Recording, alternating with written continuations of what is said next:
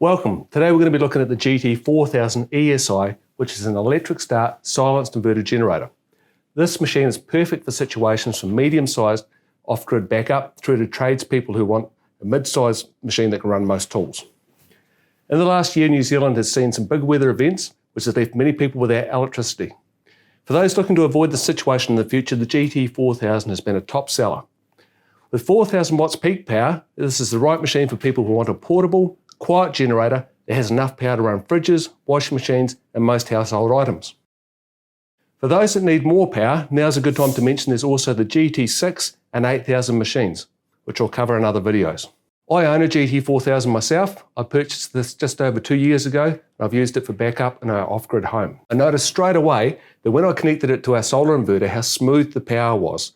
The house system connected straight away, and the lights didn't flicker. This was a really different experience than using my older style machine. Our generator is positioned around 6 metres away from the house, and it's quiet enough that we can watch TV on low volume while the kids go to sleep. When doing building projects, I've used the GT4000 to run power tools like my compressor, my drop saw, and my thicknesser. For tradespeople who need to get the job done quietly, this is the ideal machine. Let's take a look at the GT4000ESI and see how it all works. First step, when you get this machine, you need to check it has oil added. Normally at Proline, we do this before it leaves, but if not, you'll find a small package in the container. The oil is SAE 10W30, which can be found at your local auto retail outlet. We recommend changing the oil after the first 20 hours of running, then every 100 hours from this point. The next step is to see whether the battery is connected. If we look on the side of the machine, we can disconnect the panel and get into the battery compartment. Now we're ready to go. There are 3 ways to start the generator: the remote key, the push button on the side, and I'd add that the pull start has an automatic decompression, which makes it really easy to start. You note that there's an extendable handle on the front. Push the button to release it and push it again to close. On the front, you can see 2 main 230 volt power outlets. These are both 15 amp fittings. Yes, you can plug your normal household plug into them. There's also a 12 volt connection for charging batteries and a USB port to keep the cell phones running. 2-wire start switch. For people who live off-grid, many solar inverters have the capacity to remote start and stop a generator. You'll need to check with your solar supplier to see if this can be done. Often, this can be set to work off battery voltage or state of charge. This is a great feature and can really protect your battery system. For those who would like to leave the remote start switch permanently on, I'd suggest buying our low amp 12 volt trickle charger.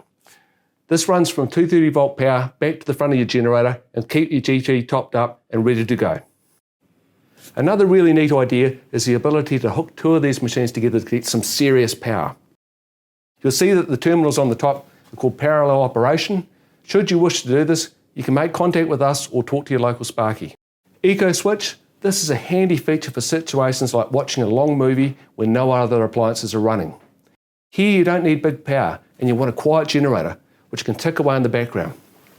It slows the speed of the engine, which can reduce the amount of fuel being used. The output indicator will come on a few seconds after the generator starts. The reason for this is the inverter waits for the power to stabilise before engaging the current load.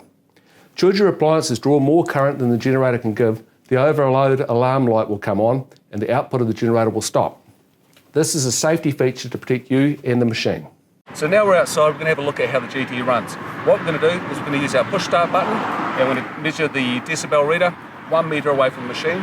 Then I'm going to go back over to the caravan and measure the decibels there. Here we go.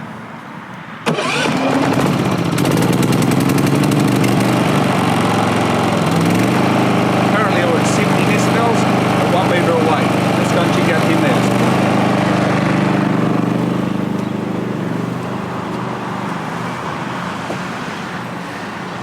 10 metres away, we're around 62 decibels. Again, there's cars going past and I can hardly hear the GT over it. If you're in a caravan park, you might even want to consider putting the GT further away. Let's see how far we can get with this remote installed trigger our machine. So now I'm 30 metres away from the machine. Let's see if we can start it.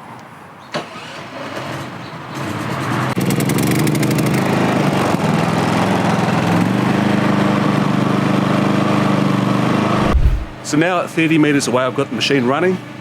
You see my voice is triggering this machine up to around 74 decibels. When I stop, 51 to 52, which is just normal outside volume. It's not even picking up the machine.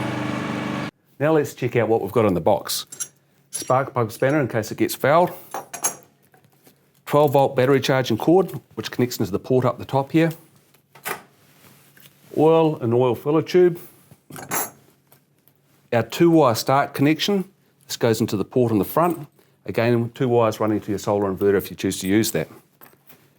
Our remote key start and our manual. Thanks again for watching our video, and should you have any questions, call us, we're here to help. Cheers.